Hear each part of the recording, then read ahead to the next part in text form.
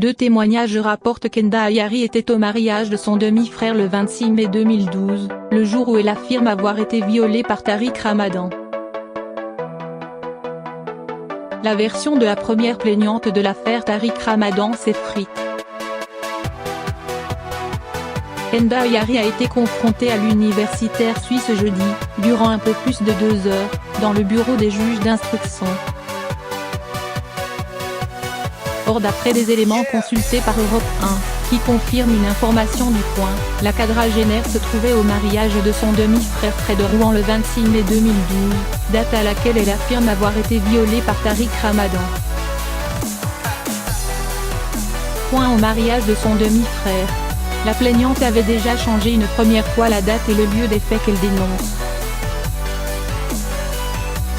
Dans ses auditions, Enda Ayari évoque ainsi des faits s'étant déroulés non plus en mars 2012, à l'hôtel Holiday Inn près de la gare de l'Est à Paris, mais le 26 mai, 2 mois plus tard, au Crowne Plaza, place de la République.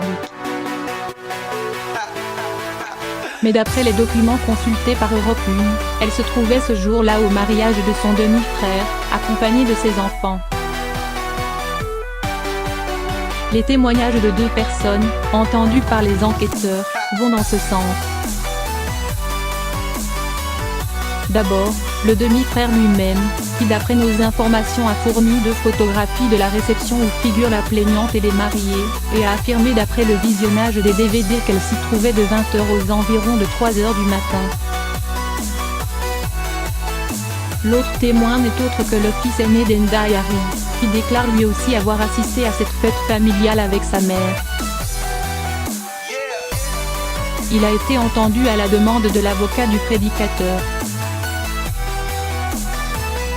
En outre, la mairie de Rouen a confirmé à la justice la date du mariage du demi-frère d'Enda Ayari, ce 26 mai 2012. Point pas de souvenir précis. En général, on se souvient bien du mariage de son frère. Ça prouve que ce qu'il s'est passé il y a 6 ans, elle ne s'en souvient pas parfaitement, et même l'événement marquant qu'est le mariage de son frère, elle ne s'en souvient pas, réagit auprès d'Europe 1 un des avocats d'Enda Ayari, Jonas Haddad. Avec toutes les conséquences traumatiques et psychanalytiques que peut avoir un viol, il y a des moments dans lesquels on a des blancs, souligne-t-il. Elle a voulu bien faire, elle a cherché des éléments, des indices parce qu'elle n'avait pas de souvenir précis de la date et donc elle a émis des hypothèses.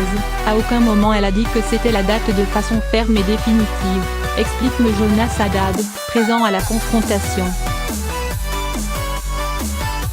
Et d'ajouter, elle a 2 certitudes, ce viol s'est passé après la publication d'une photo Facebook qui lui a valu les remontrances de Monsieur Ramadan car elle n'était pas dans une tenue islamiquement correcte, et deuxièmement, que ce jour-là, il pleuvait.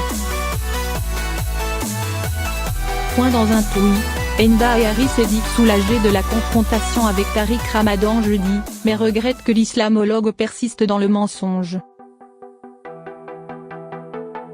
Il n'y a plus de dossier Ayari. Par ailleurs, l'enquête a établi que Tariq Ramadan était bien client régulier du Crowne Plaza de la place de la République, mais qu'à la date du 26 mai 2012, il séjournait à l'hôtel Holiday Inn près de la gare de l'Est, premier lieu évoqué par Enda Ayari dans sa plainte. Elle a été confrontée à ses propres contradictions, se réjouit de son côté Emmanuel Marcini, l'avocat de Tariq Ramadan, accusé de viol par 3 femmes et qui a toujours nié un quelconque viol dans cette affaire. Nous n'avons plus ni date, ni lieu du viol. Il n'y a plus de dossier Ayari.